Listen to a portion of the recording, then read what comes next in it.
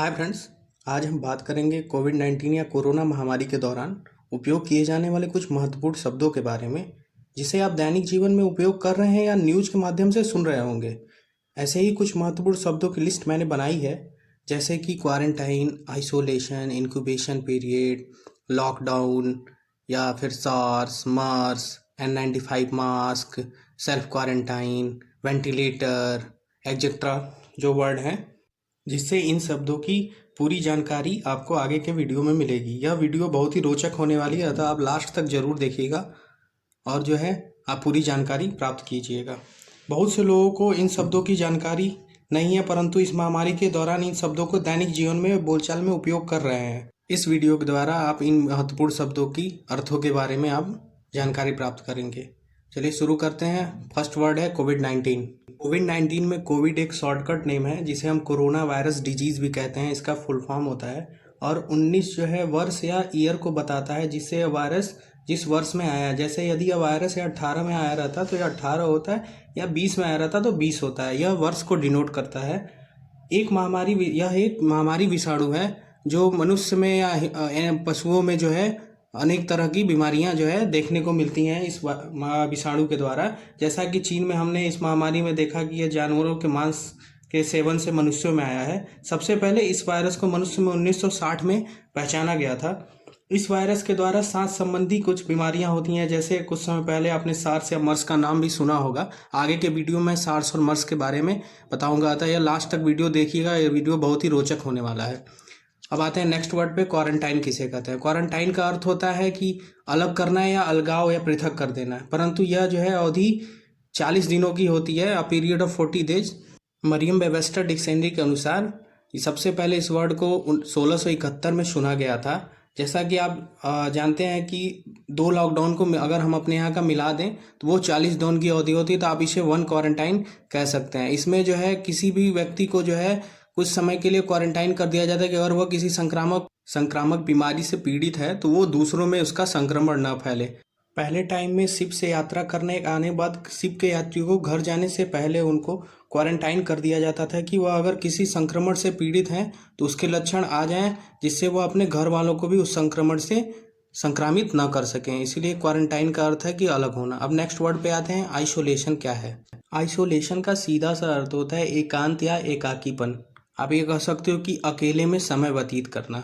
इस शब्द का इस्तेमाल आप इस समय कर सकते हो, जैसे आप जो है कोई भी संक्रमण से पीड़ित व्यक्ति है तो वह जो है किसी दूसरे सेपरेट रूम में उसको अकेले एकांत में जो है भेज दिया जाता है कि वो जो है संक्रमण जो है दूसरे व्यक्ति में ना फैला सके, या परिवार से एक अलग रूम में उसको शिफ्ट कर दिया जाए कि वो किसी अगर संक्रामक बीमारी से पीड़ित है तो इससे दूसरों को या ना फैला सके। इसीलिए जिस वर्ड का हम इस्तेमाल करते हैं उसे हम आइसोलेशन कहते हैं।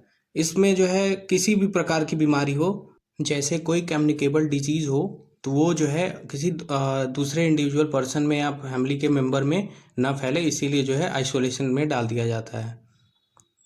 अब नेक्स्ट वर्ड पे आते हैं, इंक्यूबेशन पीरियड क्या होता है।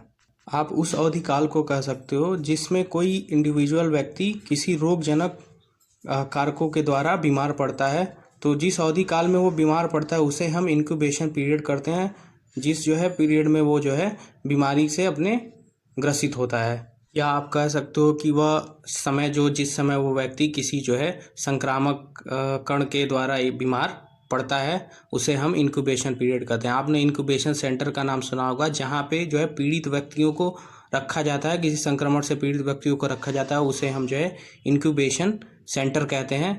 जैसे हमारे जो है शुरुआत में जो है कोरोना वायरस से जो है पीड़ित व्यक्तियों को जो है जिस सेंटर पर रखा जाता है उसे हम इंक्यूबेशन सेंटर कहते हैं। अब आते हैं नेक्स्ट वर्ड पे, लॉकडाउन क्या होता है।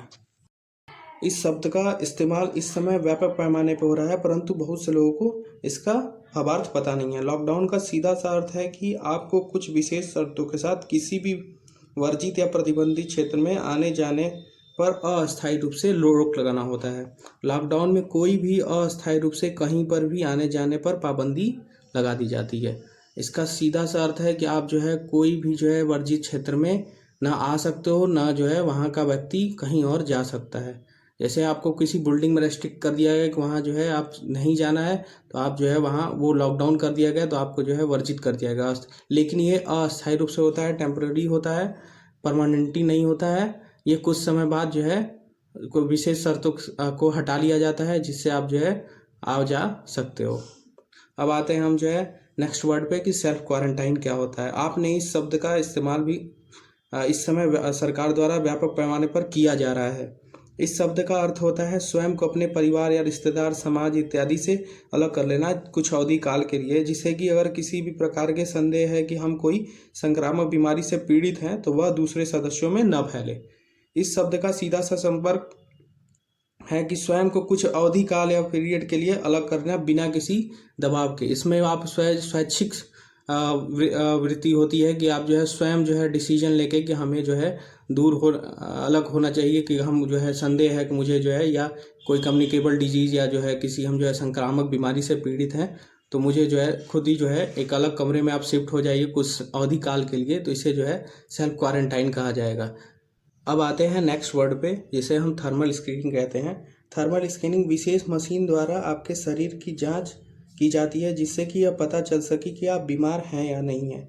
इस मशीन के द्वारा शरीर के तापमान को मापा जाता है तथा यह मापने की प्रक्रिया जो है थर्मल स्क्रीनिंग कहलाती है। ये आपने शब्द बहुत ज़्यादा सुना होगा कि एयरपोर्ट पे या किसी भी व्यक्ति का जांच पहले थर्मल स्क्रीनिंग द्वारा किया जा रहा है। यह बेसिकली एक बॉडी टेम्परेचर को नापने का एक प्रक्रिया है, जिसे हम थर्मल स्क्रीनिंग कहते हैं। यह एक इस विशेष प्रकार की मशीन द्वारा किया जाता है, और जिस विशेष प्रकार की मशीन द्वारा किया जाता है इससे आपके जो है तापमान के गतिविधियों पे नज़र रखी जाती है, आपकी जांच की जाती है, जिससे कि पता चल सके कि आपके बीमार हैं कि नहीं हैं। भले ही आपको जो है बाहर से यह पता ना चल पाए कि मैं बीमार हूँ या नहीं हूँ, लेकिन इस जो है स्पेसिफिक थर्मल स्क्रीनिंग के द्वारा यह पता चल जाता है कि आप बीमार हैं या नहीं हैं। अब आते हैं नेक्स्ट वर्ड पे, सॉर्स जिसे हम कहते हैं या सेवरल एक्यूट रेस्पिरेटरी सिंड्रोम कहते हैं। यह एक सांस संबंधी बीमारी होती है। इसमें बुखार, सूखी खांसी, सिर दर्द, बदन दर्द, सांस लेने में कठिनाई तथा शरीर में ऑक्सीजन की कमी हो जाती है। इसे पहली बार 2003 के आसपास संक्रमित व्यक्ति में पाया गया था। यह बीमारी भी कोरोना महामारी की तरह ही है कि जिसमें किसी संक्रमित व्यक्ति द्वारा खांसने के दौरान निकलने वाली बूंदें या शरीर के तरल पदार्थों से निकलने वाले एक स्वस्थ व्यक्ति को जब वो संपर्क में आता है तो वह संक्रमण का शिकार हो जाता है, तथा जिससे ये इसमें आप जो है निमोनिया के लक्षण भी कह सकते हैं कि उस तरह का वो लक्षण इसमें दिखने लगता है, जिससे कि बहुत जो है तकलीफ होती है और शरीर जो है अत्यंत दर्द महसूस करता है। अब आते हैं नेक्स्ट वर्ड पे, सोशल डिस्टेंसिंग क्या होता है। सोशल डिस्टेंसिंग मतलब जो है सामाजिक दूरी आप इसे कह सकते हैं, मतलब किसी भी प्रकार की सामाजिक गतिविधियों से दूरी बनाकर रखना, परंतु यह आम बोलचाल की भाषा है। इसे अच्छा वर्ड फिजिकल डिस्टेंसिंग है, जिसे आप हिंदी में शारीरिक दूरी भी कह सकते हैं। सही मायने में यह शब्द शारीरिक दूरी को बताता है। इसमें जो है संक्रमण को रोका जाता है कि किसी भीड़ भाड़ वाले स्थान में कोई व्यक्ति अगर संक्रमण से फैला है तो वह दूसरे व्यक्ति में न फैलाए, इसीलिए सोशल डिस्टेंसिंग का पालन किया जाता है। और स्कूल कॉलेजें बंद की जाती हैं, एसेंशियल नॉन एसेंशियल बिजनेस बंद कर दिया जाता है, एम्प्लॉय जो है टेलीकम्युनिकेशन पे शिफ्ट हो जाते हैं जो ऑफिस के एम्प्लॉय होते हैं। इसे आप जो है फिजिकल डिस्टेंसिंग ही सबसे बेहतरीन वर्ड है आप कह सकते हैं, क्योंकि इसमें शारीरिक दूरी का पूरा ख्याल रखा जाता है। इसे अब आम बोलचाल की भाषा में हम सोशल डिस्टेंसिंग कहते हैं। अब आते हैं नेक्स्ट वर्ड पे, सुपर स्प्रेडर क्या होता है। एक संक्रमित व्यक्ति जो बहुत से लोगों को संक्रमण के द्वारा बीमार कर सकता है उसे हम सुपर स्प्रेडर कहते हैं। सुपर स्प्रेडर के द्वारा संक्रमितों की संख्या बढ़ती जाती है। यह मुख्यतः नर्सिंग होम या जो है बहुत से जो है पब्लिक गैदरिंग वाले जगह पे जहाँ पे कोई संक्रमण से व्यक्ति फैला है वो जो है दूसरों में जो है मल्टीपल टाइम अदर पीपुल को बीमार कर दे, तो उसे जो है हम सुपर स्प्रेडर कहते हैं। यह बहुत ही जो है बेसिकली जो है एक क्लोज इन्वायरमेंट में किसी इंडिविजुअल संक्रमित के द्वारा जो है बहुत से लोगों को फैला दिया जाना ही, तो जहाँ से ये फैला है जिस व्यक्ति द्वारा सबसे पहले, उसको हम सुपर स्प्रेडर कहते हैं। इसका सीधा सा अर्थ है कि एक इंडिविजुअल जो तेजी से किसी संक्रामक बीमारी को दूसरों में बहुत तेजी से फैला रहा हो। सुपर स्प्रेडर का मेन बेसिक अर्थ यही होता है। अब आते हैं नेक्स्ट वर्ड पे, वेंटिलेटर क्या है। वेंटिलेटर एक जो है विशेष प्रकार की मशीन है जो शरीर में ऑक्सीजन की सप्लाई करती है। अगर कोई व्यक्ति जो है सांस संबंधी बीमारी से पीड़ित है तो यह जो है एक विशेष प्रकार के मशीन द्वारा आपको पूर्ण ऑक्सीजन की सप्लाई करती है अगर आपके शरीर में जो है ऑक्सीजन की कमी हो जाती है। यह मशीन बेसिकली जो है आर्टिफिशियल ऑक्सीजन की सप्लाई जो है बॉडी में करती है। अगर जो है हम नेचुरल ऑक्सीजन की पूर्ण रूप से जो है कंज्यूम नहीं कर पा रहा है, जो व्यक्ति सांस संबंधी तकलीफों से समस्या से जूझ रहा है, तो उसे जो है पूर्ण रूप से जो है आर्टिफिशियल ऑक्सीजन का जो है सप्लाई किया जाता है कि जिससे वह व्यक्ति जो है किसी भी प्रकार की बीमारी से अगर पीड़ित हो तो वो सही हो जाए। ये सीधे जो है एक ट्यूब के द्वारा आपके लंग्स में पूरी ऑक्सीजन की सप्लाई देता है। अब आते हैं नेक्स्ट वर्ड पे, मर्स क्या होता है। मर्स, जिसे आप जो है मिडिल ईस्ट रेस्पिरेटरी सिंड्रोम भी कहते हैं, जो इसका पूरा नाम है, पहली बार इसे 2003 में जाना गया था जब यह सऊदी अरबिया में फैला था जानवरों के द्वारा मनुष्यों में।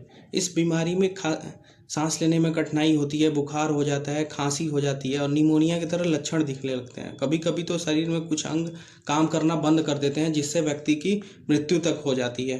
पहला केस जो है सऊदी अरबिया में ही पाया गया था तथा अधिकतर केस अरबियन द्वीप में पाया गया था। इसी कारण इसे मर्स या मिडिल ईस्ट रेस्पिरेटरी सिंड्रोम भी कहा गया।